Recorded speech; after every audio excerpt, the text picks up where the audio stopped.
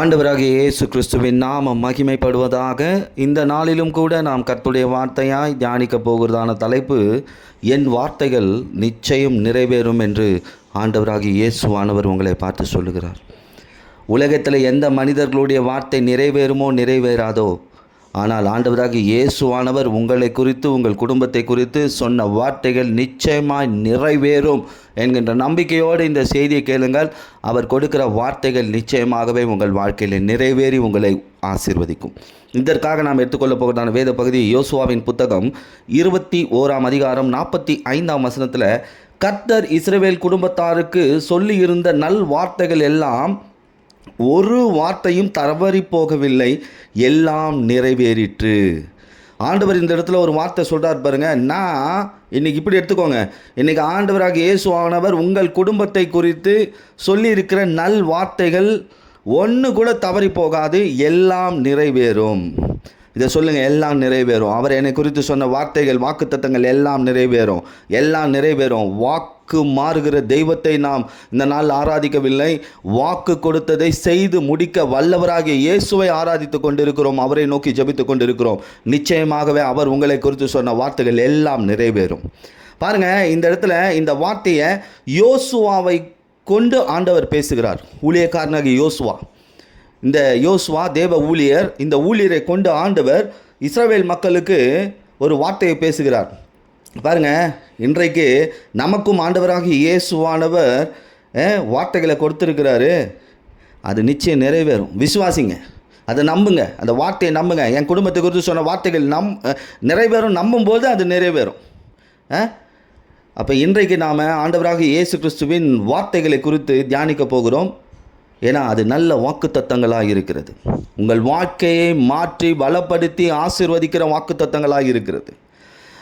என்னாகமம் 10ஆம் அதிகாரம் 29ஆம் வசனத்தில், அப்பொழுது மோசே தன் மாமனாகிய ரெகுவேல் எனும் மீதியானோருடைய குமாரனாகிய ஓபாவை நோக்கி, உங்களுக்கு தருவேன் என்று கர்த்தர் சொன்ன ஸ்தலத்திற்கு நாங்கள் பிரயாணமாய் போகிறோம், நீயும் எங்களோட கூட வா, உனக்கு நன்மை செய்வோம், கர்த்தர் இஸ்ரவேலுக்கு நல்ல வாக்குத்தத்தம் பண்ணியிருக்கிறார் என்றான்.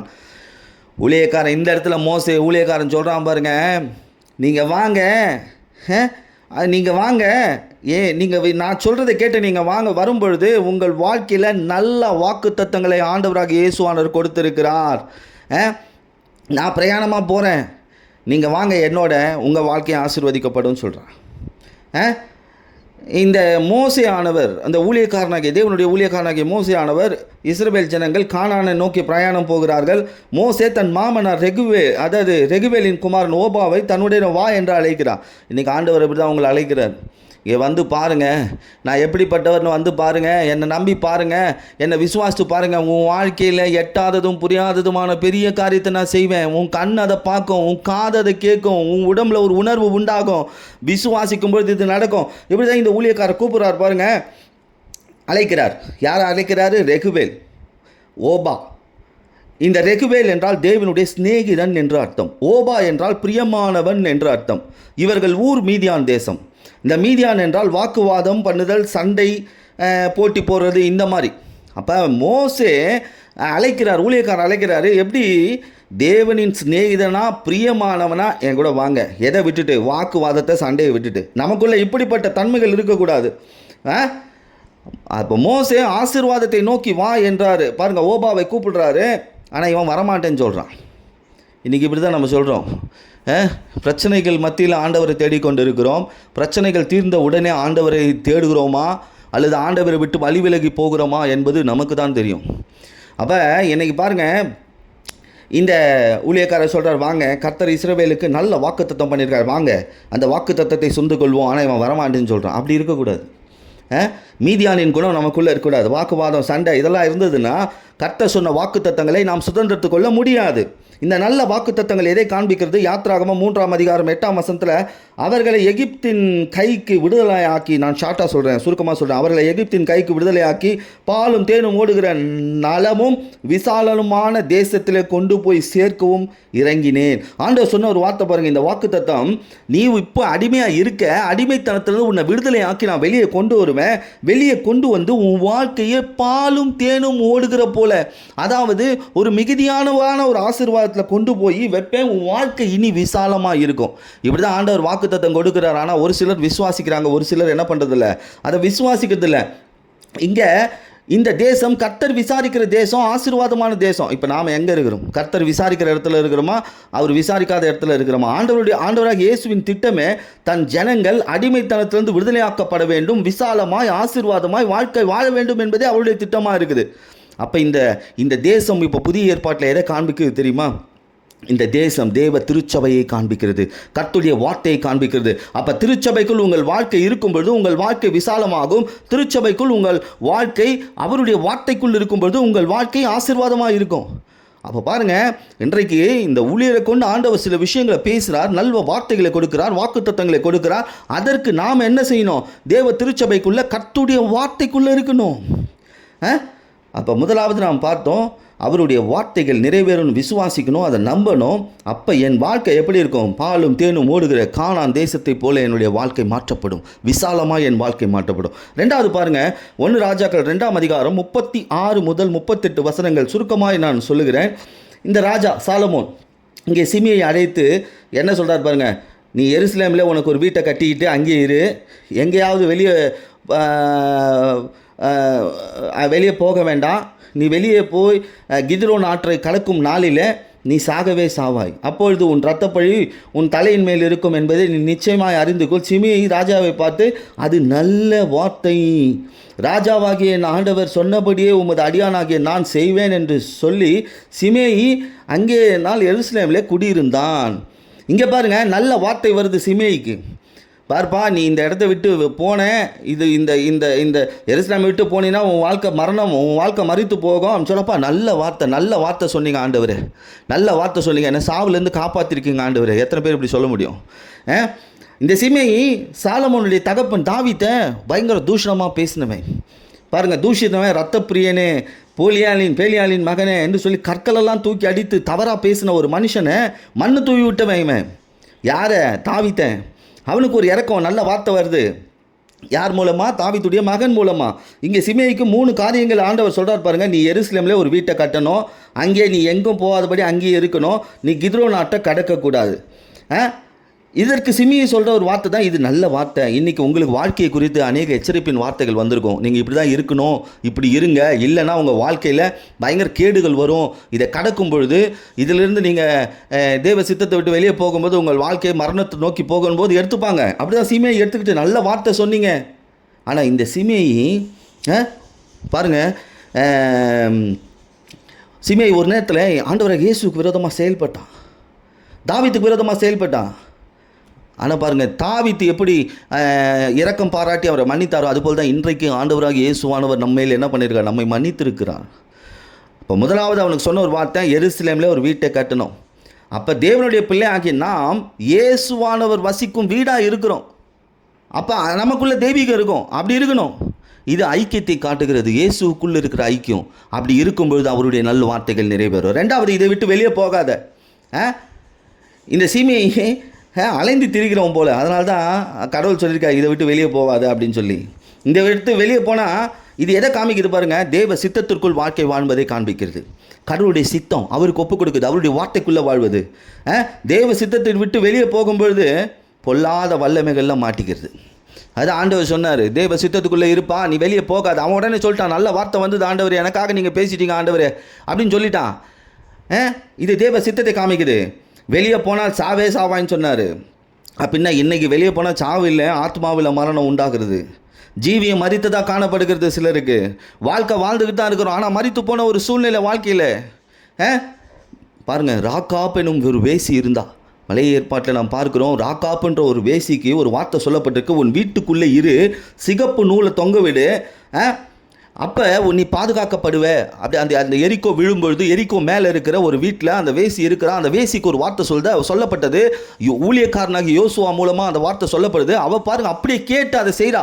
எல்லாம் அழிந்து போனாங்க, அவள் வீடு மட்டும் அப்படியே நிலையா நின்றது. இது எதை காமிக்கிறது? தேவ சித்தத்திற்குள் இருக்கும்பொழுது நாம் பாதுகாக்கப்படுவோம். கர்த்தருடைய வார்த்தைக்குள் இருக்கும்பொழுது நாம் பாதுகாக்கப்படுவோம். கர்த்தருடைய வீட்டுக்குள் இருக்கும்போது நாம் பாதுகாக்கப்படுவோம். எனக்குள் இயேசு இருக்கும்போது நான் பாதுகாக்கப்படுவேன். எனக்கான வார்த்தைகள் நிறைவேறும். அடுத்த சொன்னால் பாருங்கள், கித்ரோன் ஆற்றை கடந்து போகாத. எருசலேமை விட்டு கித்ரோன் ஆற்றை கடந்து போகாது. ஆண்டவர் சொன்னார், போனீன்னா சாவே சாவா. இது எல்லையை கடக்கக்கூடாது. இந்த எல்லை தேவ எல்லை, இந்த தேவ எல்லைக்குள் வாழ வேண்டும். தேவ எல்லையை கடந்து வரும்பொழுது பிசாசு வகை தேடி கொண்டு இருக்கிறான் எவனை விழுங்கலாமோ என்று. இந்த ஆலோசனையை கேட்கும்போது தான் சிமேயி சொன்னான் நல்ல வார்த்தைகள். ஆண்டவர் இன்னைக்கு உங்களுக்கு நல்ல வார்த்தையை கொடுத்துருக்கிறார். என்ன வார்த்தைகளை கொடுத்துருக்கிறாரு? நீங்கள் என்ன பண்ணோம்? நான் வசிக்கும் ஆலயமாக வீடாக இருங்க, அலைந்து திரியாதீங்க, தேவ சித்தத்திற்குள் இருங்க, கிறிஸ்துவுக்குள் அவருடைய வார்த்தைக்குள்ளே இருங்க, எல்லையை கடக்காதபடி இருங்க, உங்களுக்கு நல் வார்த்தைகள் நிறைவேறும். இந்த இயேசு கிறிஸ்துவின் வார்த்தையின் 3வது பகுதி என்னன்னா, சகரியா முதல் அதிகாரம் 13ஆம் வசனத்தில், அப்பொழுது கர்த்தர் என்னோட பேசின தூதனுக்கு நல் வார்த்தைகளையும் ஆறுதலான வார்த்தைகளையும் பிரத்யுத்தமாக சொன்னான். இங்கே பாருங்க, அடுத்தது அவருடைய வார்த்தைகள் பாருங்க எப்படி வருது. தூதன் மூலமாக ஆண்டவர் பேசுகிறார், நல் வார்த்தைகளையும் ஆறுதலான வார்த்தைகளையும் பிரத்யுத்தமாக சொன்னான். அப்போ அவருடைய வார்த்தைக்குள்ளே ஒரு ஆறுதல் இருக்குது. இஸ்ரவேல் ஜனங்கள், இது எந்த சூழ்நிலையில் சொல்லப்பட்டது பாருங்கள், இஸ்ரவேல் ஜனங்கள் 70 வருஷம் சிறைப்பட்டு போயிருக்கிறாங்க. அந்த நேரத்தில் இந்த வார்த்தை வருது. தன் ஊழியக்காரனாகிய சகரியாவை கொண்டு ஆண்டவர் பேசுகிறார். இன்னைக்கு ஆண்டவர் ஊழியக்காரர்களை கொண்டு சில காரியங்களை உங்கள் வாழ்க்கையை குறித்து, உங்கள் எதிர்காலத்தை குறித்து, உங்கள் சிறையிருப்பை குறித்து ஆண்டவர் பேசி கொண்டு இருக்கிறார். இப்படி இருங்கள், நீங்கள் பாதுகாக்கப்படுவீர்கள், உங்கள் வாழ்க்கை ஆசீர்வாதமாக இருக்கும், பாலும் தேனும் ஓடுகிற தேசத்தில் கர்த்தர் கொண்டு போய் வைப்பார், உங்கள் வாழ்க்கை விசாலமாக இருக்கும் அப்படின்னு சொல்கிறாரு. இப்போயும் இந்த ஜனங்களுக்கு ஒரு சிறையிருப்பு இருக்குது. இந்த சிறையிருப்பில் இருக்கிற ஜனங்களுக்கு ஆண்டவர் சொன்ன ஒரு வார்த்தை பாருங்க, நான் நல் வார்த்தைகளை கொடுத்து ஆறுதலான வார்த்தைகளை உங்களுக்கு சொல்கிறேன். இந்த வார்த்தைகள், இந்த நல் வார்த்தைகள் ஆதரவு, ஆண்டவரிடத்திலிருந்து வரும் ஆதரவை காண்பிக்கிறது. இயேசுவானவர் இவர்களுக்கு ஆதரவு கொடுத்திருக்கிறார். அப்போ எந்த சிறையிருப்புக்குள்ளே நீங்கள் இருக்கிறீங்க? இந்த சிறையிருப்புக்குள்ளே ஆதரவு இல்லை நீங்கள் நினச்சிட்டு இருக்கீங்களா? ஆண்டவர் சொல்கிறார், உங்கள் சிறையிருப்பின் மத்தியில் நான் ஆதரவாக உங்களுக்கு இருக்கிறேன். என் ஆதரவு இருக்கிற இடத்துல நீங்கள் ஜெயத்தை பார்ப்பீங்க. 2 சாமுவேல் 22ஆம் அதிகாரம் 19வது வசனத்தில் ஒரு வார்த்தை சொல்லப்பட்டிருக்கு, என் ஆபத்து நாளிலே எனக்கு எதிரிட்டு வந்தார்கள், கர்த்தரோ எனக்கு ஆதரவாக இருந்தார். இங்கே வார்த்தை பாருங்க, எனக்கு ஆபத்து நாளில் எனக்கு எதிரிட்டு வந்தது, சத்ரு வந்தது, பொல்லாத வல்லமை வந்தது, அசுத்த ஆவி வந்தது, தருத்திரம் வந்தது, வேதனை வந்தது, கொடிய போராட்டங்கள் வந்தது, என் சரீரத்தில் உறுப்புகளில் ஒரு ஒரு ஒரு பாதிப்பு, அது மட்டும் இல்லாமல் என்னை முடக்கிற காரியம் எல்லாம் வந்தது. ஆனால் கர்த்தர் எனக்கு ஆதரவாக இருந்தார் என்றார். கர்த்தர் எனக்கான நல் வார்த்தைகளை எனக்கு குறித்தும் என் குடும்பத்தை குறித்தும் சொல்லியிருக்கிறார். நிச்சயமாக நிறைவேறும். ஆபத்து சூழ்நிலை வரட்டும், இயேசுவானவர் தன் வார்த்தைகளை அனுப்பி ஆபத்தை நீக்கி உங்களுக்கு ஆதரவாக இருப்பார். அப்போ இன்றைக்கு நாம் யார் வார்த்தை சொன்னாலும் அது நடக்குமா நடக்காதான் சொல்ல முடியாது. ஆனால் அவர் இன்றும் நம் மத்தியில் ஜீவனோடு உயிரோடு இருக்கிறார். இயேசுவானவர், அவர் வார்த்தைகள் நிச்சயமாக நிறைவேறும். அவர் உங்கள் குடும்பத்தை குறித்து சொன்ன நல் வார்த்தைகள் எல்லாம் நிறைவேறும். அது தவறியே போகாது. ஆனால் அதை நம்பணும், அதை விசுவாசிக்கணும். இன்றைக்கி பாருங்கள், ஆண்டவர் உங்கள் மத்தியில் பேசியிருக்கிறார். உங்களை குறித்து, உங்கள் குடும்பத்தை குறித்து எங்கே இருக்கணும், எப்படி இருக்கும்பொழுது உன் வாழ்க்கை ஆசீர்வாதமாக இருக்கும். ஆண்டவராகிய இயேசுவின் வார்த்தைகள் நிச்சயமாக நிறைவேறும். அவர் நல்ல வாக்குத்தத்தங்களை கொடுத்திருக்கிறார். அது நிச்சயமாக நிறைவேறும் என்று நம்பணும், விசுவாசிக்கணும். நல்ல வார்த்தைகளுக்குள்ள வாக்குத்தத்தங்கள் இருக்குது. நாம் ஆண்டவராக இயேசுவுக்கு சிநேகிதனா, பிரியமானவனா, அவர் வாக்குவாதங்களையும் சண்டைகளையும் விட்டு திருச்சபைக்குள்ளே அவருடைய வார்த்தைக்குள்ளே வாழும்பொழுது நம்ம வாழ்க்கை விசாலமாகும், நம் வாழ்க்கை உயரமாக ஆசீர்வதிக்கப்படும். நம்முடைய சரீரம் ஆண்டவராக இயேசு வசிக்கும் ஆலயம், அவர் எனக்குள்ளே இருக்கும் பொழுது அந்த ஜீவியத்தை நான் கட்டி எழுப்புறேன். எனக்குள்ளே இருக்கிற இயேசு என்னுடைய வாழ்க்கையை உயர்த்தி ஆசீர்வதிப்பார், என் போராட்டத்தை மாற்றுவார். தேவ சித்தத்திற்குள் நான் வாழ்க்கை வாழும்பொழுது அவர் கொடுத்த வார்த்தைகள், வாக்கு தத்தங்கள் எல்லாம் என்னுடைய வாழ்க்கையில் நிறைவேறும். அவருடைய நல் வார்த்தைகள் உங்களுக்கு ஆறுதலை தரும். அது மட்டும் இல்லை, ஆபத்து நாளில் யார் எதிர்த்து வந்தாலும் சரி, எப்படிப்பட்ட வல்லமைகள் எதிர்த்து வந்தாலும் சரி, கர்த்தர் ஆண்டவராக இயேசுவானவர் உங்களுக்கு ஆதரவாக இருப்பார். அந்த ஆதரவான ஒரு தெய்வத்தை நீங்கள் உங்கள் வாழ்க்கையில் ருசி பார்ப்பீர்கள். இந்த நாளில் கூட ஆண்டவர் உங்கள் மத்தியில் பேசின வார்த்தை, என் வார்த்தைகள் நிச்சயம் நிறைவேறும், இதை நம்புங்க, இதை விசுவாசிங்க. நிச்சயமாகவே உங்களை குறித்தும், உங்கள் குடும்பத்தை குறித்தும், உங்கள் எதிர்காலத்தை குறித்தும் ஒரு வார்த்தை அவர் சொல்லியிருக்கிறாரானால் அது நிச்சயம் நிறைவேறும். அவருக்குள், அவர் வார்த்தைக்குள், ஊழியருடைய ஐக்கியத்திற்குள் நீங்கள் இருக்கும் பொழுது உங்கள் வாழ்க்கையில் அவர் வார்த்தைகள், அவர் வாக்குத்தத்தங்கள் நிச்சயம் நிறைவேறும் என்று உங்களை ஆண்டவராக இயேசுவின் நாமத்தில் ஆசீர்வதிக்கிறேன். கர்த்தர் உங்கள் வாழ்க்கையில் பெரிய காரியங்களை செய்வாராக. ஆமென்.